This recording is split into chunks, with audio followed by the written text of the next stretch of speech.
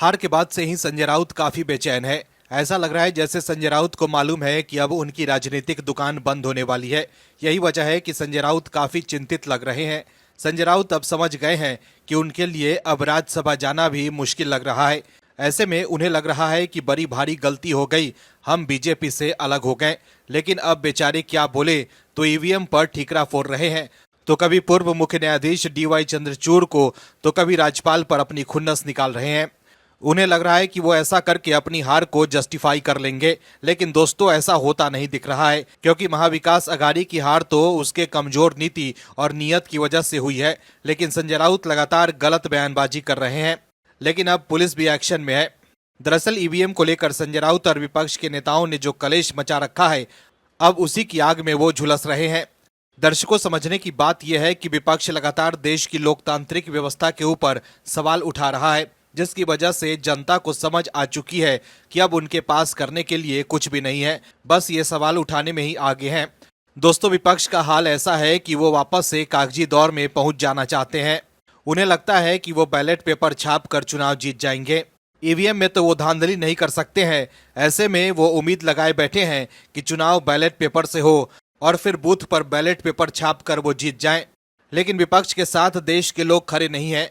विपक्ष की लगातार हार हो रही है, लेकिन इस बात को समझने की बजाय वो ईवीएम पर दोष मढ़ रहे हैं, जिसकी वजह से अब अफवाह फैलाने को लेकर पुलिस ने एक्शन लिया है। क्या है खबर, बताते हैं आपको इस रिपोर्ट में। दरअसल हार के बाद विपक्ष के नेता लगातार ईवीएम पर सवाल उठा रहे हैं। संजय राउत तो हर दिन ईवीएम पर हमला बोल रहे हैं। संजय राउत ईवीएम पर सवाल उठा रहे हैं। उनका कहना है कि हम सब कुछ देख रहे हैं कि ईवीएम में किस तरह की गड़बड़ी हुई है, पैसों का खेल भी चलाया। इनकी सारी गतिविधियों के खिलाफ हम बहुत बड़ा मूवमेंट चलाने की तैयारी कर रहे हैं। दर्शकों, लोकसभा में जब ज्यादा सीटें आई थी तब ईवीएम को लेकर संजय राउत कुछ नहीं बोल रहे थे, लेकिन अब हार के बाद वो ईवीएम पर भ्रम फैला रहे हैं और कह रहे हैं कि हम जल्द ही बहुत बड़ा मूवमेंट चलाने की तैयारी कर रहे हैं। ऐसे में विपक्ष के नेता ईवीएम को लेकर जो हमला कर रहे हैं, उससे उनके समर्थक भी फर्जीवाड़ा कर रहे हैं। लेकिन अब कार्रवाई भी हो रही है। मुंबई साइबर पुलिस ने उस शख्स के खिलाफ आपराधिक मामला दर्ज कर लिया है, जिसने सोशल मीडिया पर एक वीडियो पोस्ट कर ईवीएम को हैक करने का दावा किया था। मुंबई साइबर पुलिस ने यह कार्रवाई महाराष्ट्र मुख्य चुनाव आयुक्त की शिकायत पर दर्ज की है। वहीं दूसरी तरफ चुनाव आयोग ने एक बार फिर दोहराया है कि ईवीएम से किसी भी तरीके से छेड़छाड़ नहीं की जा सकती है। इस मामले के सामने आने के बाद मुख्य निर्वाचन कार्यालय महाराष्ट्र ने सोशल मीडिया प्लेटफॉर्म एक्स पर एक पोस्ट भी शेयर किया है। इस पोस्ट में निर्वाचन कार्यालय महाराष्ट्र ने लिखा है कि ईवीएम के बारे में झूठा दावा। कुछ सोशल मीडिया यूजर्स की ओर से एक वीडियो शेयर किया गया है, जिसमें एक व्यक्ति ईवीएम की फ्रीक्वेंसी को अलग करके महाराष्ट्र चुनाव में ईवीएम हैक करने और छेड़छाड़ करने का झूठा और निराधार दावा कर रहा है। दरअसल जिस वीडियो को लेकर ये कार्रवाई की गई है, वो इंडिया टुडे के स्पेशल इन्वेस्टिगेशन के तहत सामने आया था।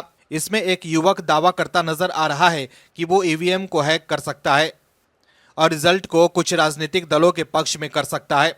उनका कहना था कि वो अमेरिकी रक्षा विभाग की तकनीक का इस्तेमाल कर ईवीएम को हैक कर सकता है। इस वीडियो को कई लोगों और कुछ विपक्षी नेताओं ने भी शेयर किया था।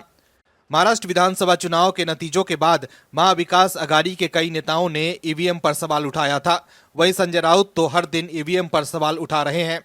लेकिन अब ईवीएम पर भ्रम फैलाने वालों के खिलाफ कार्रवाई भी हो रही है। Bureau report, OMH news. और भी वीडियोस देखने के लिए चैनल को सब्सक्राइब करें और बेल आइकन को दबाएं।